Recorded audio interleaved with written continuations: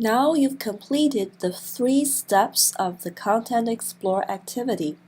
I'd like you to reflect on the process and think about what we've learned from this activity.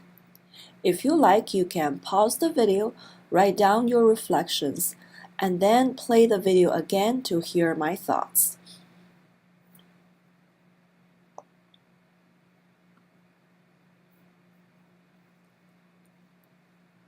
There are a couple of things I'm trying to highlight in the activity, but I want to first explain that in this course, you will be asked to design and develop 2 lesson plans related to technology and technology integration.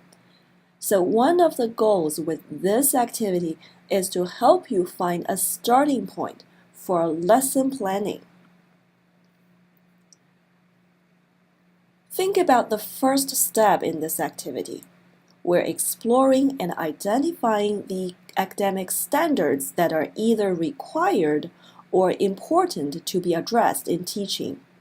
So here is the first thing I'd like to highlight.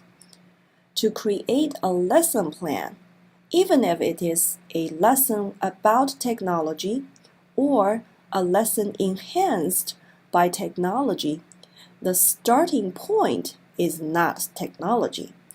Instead, looking at the required content standards could be one of the starting points.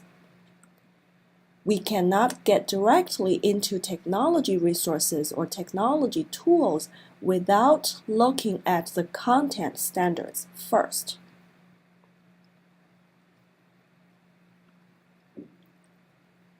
Here is the second point I want to highlight. What do we do after identifying the content standards? I know there is a place in the lesson plan where we are expected to list the standards. But is that all? Recall what we did in step 2 of this activity. We examine the standards to find out the content focus and identify the thinking skills that are required. These are very important steps for teachers to determine what to teach, because the content focus tells about the specific knowledge, concepts, and the topics that should be taught. Thinking skills indicate the depth of knowledge and understanding learners must demonstrate and the types of cognitive process students must actively engage with in order to achieve the standard. So I want to encourage you to always carefully examine the standards you're trying to teach when you develop lesson plans. In the third step of the activity, you are asked to find digital content materials for teaching the standards.